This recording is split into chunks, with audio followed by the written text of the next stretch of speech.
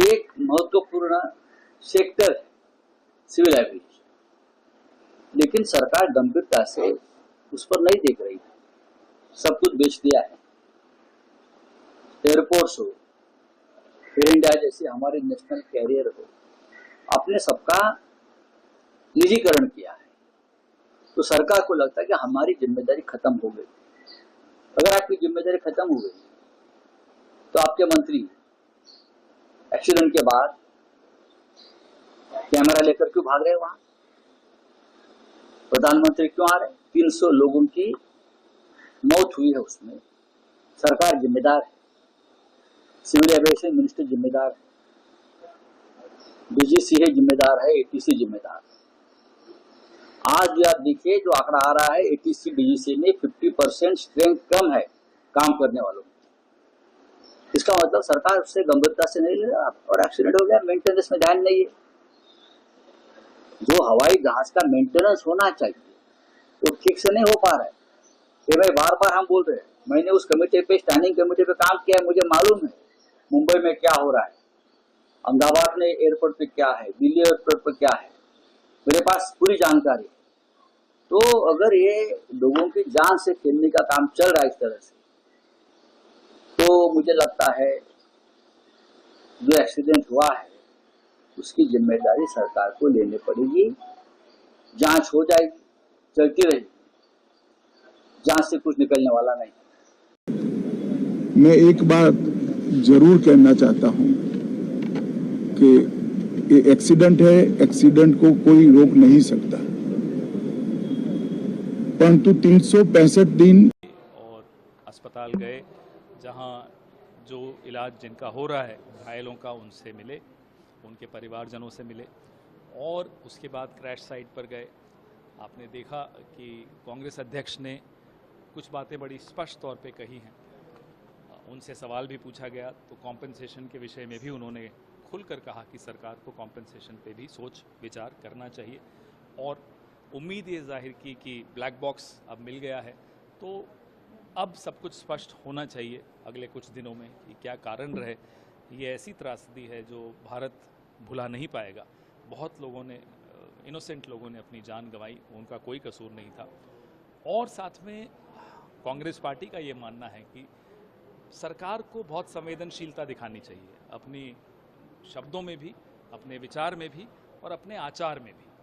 बिना संवेदनशीलता के आप जख्मों पर मरहम नहीं लगा सकते।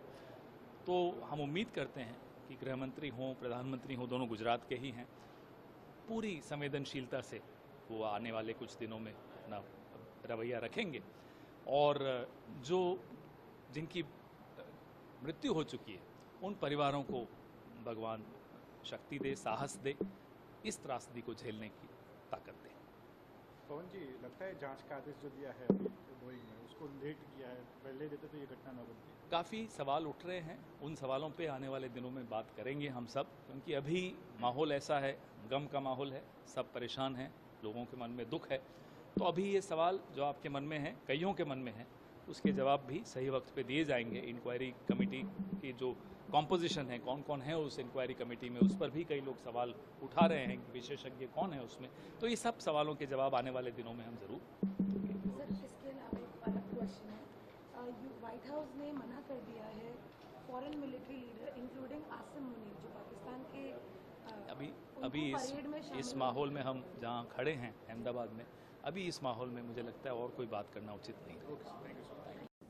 बड़ी एयरलाइन कंपनियों की कमर्शियल फ्लाइट का टेक ऑफ करते ही क्रैश कर जाना अब ये दुर्लभ माना जाता है, लेकिन अहमदाबाद में एयर इंडिया की फ्लाइट के साथ यही हुआ। रनवे छोड़ने के 30 सेकंड के भीतर विमान क्रैश हो गया। हम एक निष्पक्ष और विस्तृत जांच करेंगे। हम हर पहलू की जांच करेंगे, कोई भी कोना छोड़ा नहीं जाएगा। हम प्रोटोकॉल के तहत ठोस जांच करेंगे और ये हादसा क्यों हुआ इसकी तह तक जाएंगे।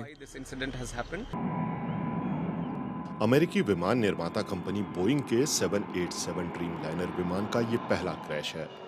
2011 में लॉन्च हुए ड्रीमलाइनर को कई एयरलाइन कंपनियां लंबी दूरी की उड़ानों के लिए इस्तेमाल करती हैं। विशेषज्ञों के मुताबिक इस वक्त दुनिया भर में 1100 से 1300 ड्रीमलाइनर ऑपरेट किए जा रहे हैं। एयरलाइन उद्योग में मजबूत ग्लोबल प्लेयर बनने की कोशिश करती एयर इंडिया भी 2 साल पहले 200 ड्रीम लाइनर विमानों का ऑर्डर दे चुकी है। एयर इंडिया का सेफ्टी रिकॉर्ड बहुत ही मजबूत है। आखिरी रिव्यू में इसकी रेटिंग 7 में से 7 थी। हादसे से इस छवि को नुकसान होगा। हालांकि इससे पहले 2010 और 2020 में बड़े हादसे हुए, लेकिन उनका सेफ्टी रिकॉर्ड बहुत ही मजबूत रहा है। सुरक्षा के साथ ही ये बहुत पुरानी और जानी मानी एयरलाइन कंपनी है। ये भारतीय उपमहाद्वीप के लिए गर्व का विषय भी है, यानी इससे जुड़ी भावनाएं भी उतनी ही मजबूत हैं जितनी इसकी कमर्शियल इक्विटी।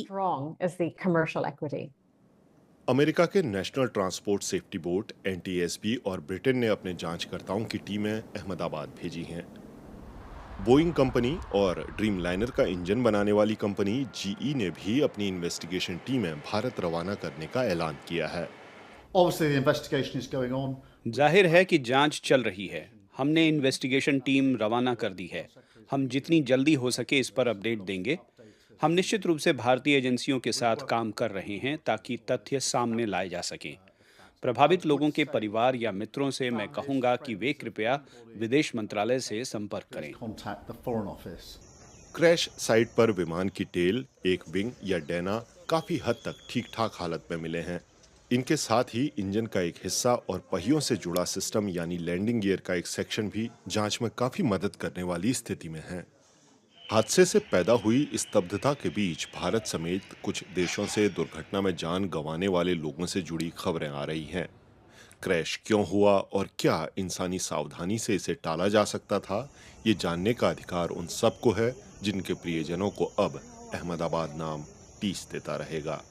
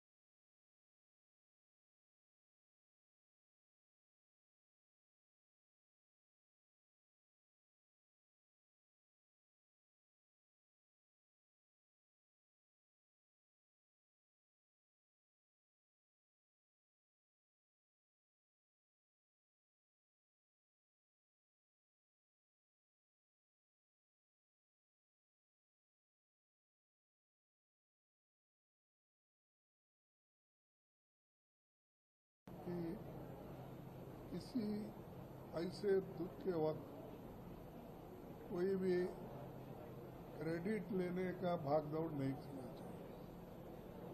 कोई जाकर पिक्चर लेता है, कोई जाकर मिलता है, लेकिन हम सिर्फ मिले आए। हम यही चाहते हैं कि उनकी फैमिली की जो दुख हुआ है उसको वो लोग सहन करने की शक्ति मिले, तो यही चाहते हैं। इसलिए और हमको जाना है जिस जगह क्रैश हुआ।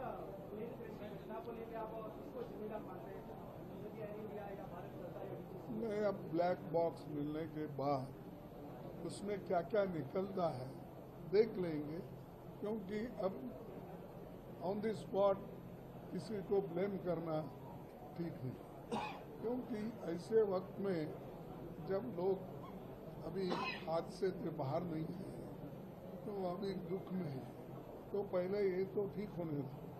और दूसरी चीज़, अब वो ब्लैक बॉक्स मिलने के बाद उसमें क्या निकलता, उस आधार पर हम इंक्वायरी के लिए भी उनको कहेंगे और दूसरे चीज़ों के लिए कहेंगे, लेकिन उससे पहले किसी को दोष देना मैं अच्छा नहीं समझता। सर, दो सवाल हैं। एक तो ये कि गवर्नमेंट ने अब तक किसी भी तरह का कंपनसेशन अनाउंस नहीं किया है, ना ही सेंट्रल गवर्नमेंट ने ना ही स्टेट गवर्नमेंट ने। दूसरा ये कि जो ड्रीम लाइनर प्रोजेक्ट है वो गवर्नमेंट ऑफ इंडिया का ड्रीम प्रोजेक्ट है और एयर इंडिया का भी, और इतने बड़े विमान का, बोइंग विमान का गिरना, पेरिस से वो लौटा भी था। देखिए, ऐसे मैं उसीलिए बोला कि ये technical matters, mechanical matters, electronic matters, ये जो भी है उससे मालूम होगा, और जो बातचीत हुई वो भी इसमें आएगा। उस आने के बाद हम कमेंट करेंगे, लेकिन उसके पहले मैं I don't want to comment anything. Compensation वाले पे हाँ, कंपनसेशन देखिए, कंपनसेशन तो देना चाहिए, और उसके अलावा जो अकाउंटेबल है वो अकाउंटेबिलिटी भी फिक्स करना चाहिए, चाहे कोई भी हो, उससे छूटना नहीं।